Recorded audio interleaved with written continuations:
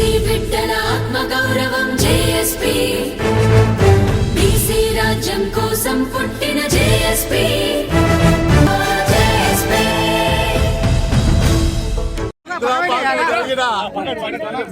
మహాధర్నా దాదాపు 5,000 మంది ఉద్యోగులు రావడం, ఉద్యోగులు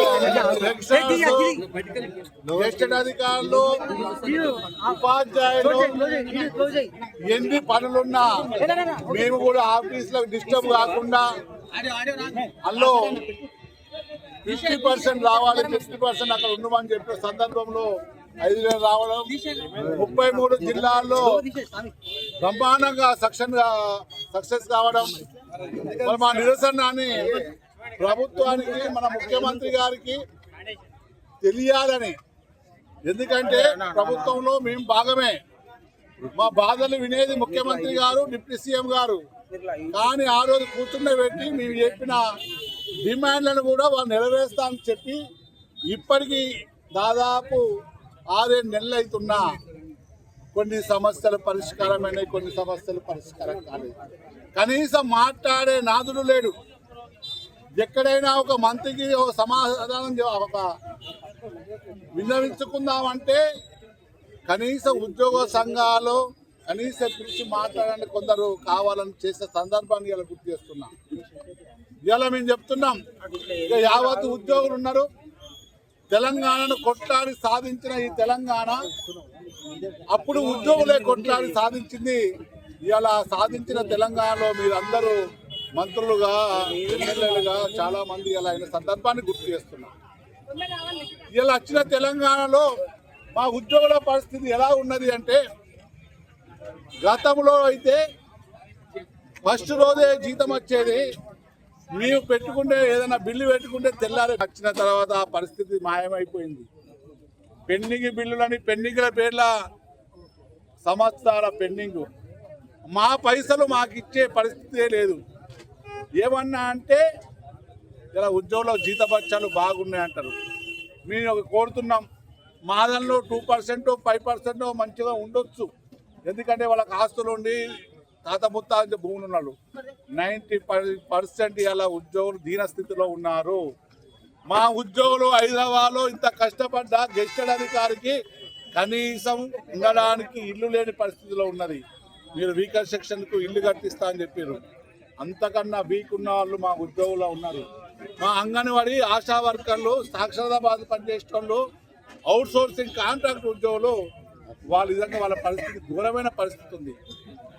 అవుట్ సోర్సింగ్ ఉన్న కర్మానికి ప్రభుత్వ పథకాలు ఏం రావు.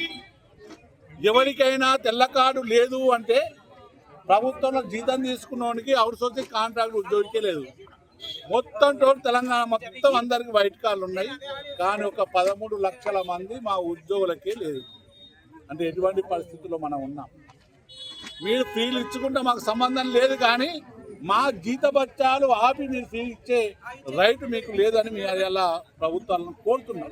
యావత్ తెలంగాణలోని 206 సంఘాలతో కూడిన జేఏసీ 13,31,000 మందికి రిప్రజెంట్ చేస్తున్న జేఏసీ ద్వారా రాష్ట్ర ప్రభుత్వం గతంలో ప్రకటించి హామీ ఇచ్చి గౌరవ ముఖ్యమంత్రి వర్యులు, ఉప ముఖ్యమంత్రి వర్యులు హామీ ఇచ్చిన డిమాండ్లు కావవి, అవి ఇంప్లిమెంట్ చేయాలని చెప్పి ఈరోజు 3 సంవత్సరాలు వేచి చూసి సమస్యల పరిష్కారం కోసం సామరస్యంగా చర్చలకు వెళ్ళి అవి అమలు కాని పక్షంలో మాత్రమే ఈరోజు 33 జిల్లాల ఐడిఓసీల ముందు, అదేవిధంగా 3 జిల్లాలకు కలిపి ఇక్కడ ఇందిరా పార్క్లోని ధర్నా చౌక్లో ఉట్టి ఒక వాట్సాప్ మెసేజ్ తోటి సుమారుగా 5,000 మంది ఉద్యోగులు నిరసన తెలియజేస్తున్నారంటే ప్రభుత్వం ఇమీడియట్గా, మేము ఏ రాజకీయ పార్టీకి సంబంధించిన వాళ్ళం కాదు, ఇందులో ఆల్ ఉద్యోగులు యూనిఫామ్ సర్వీస్ దగ్గర నుంచి టెక్నికల్ దగ్గర నుంచి హైకోర్టు ఎంప్లాయీస్ కూడా మొత్తం ఇన్వాల్వ్ అయి ఉన్నారు.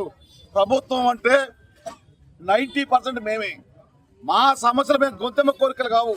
పిఆర్సీ 3 సంవత్సరాలు దాటిన దాఖలాలు ఉమ్మడి ఆంధ్రప్రదేశ్లో కాదు కదా, భారతదేశ చరిత్రలో కూడా 1-2 రాష్ట్రాల్లో ఉండకపోవచ్చు. ఒక్క డిఏ కోసం సమ్మె చేసిన రోజులు ఉన్నాయి. ధర్నా చౌక్లో 6 డిఏలు పెండింగ్ ఉన్నాయి.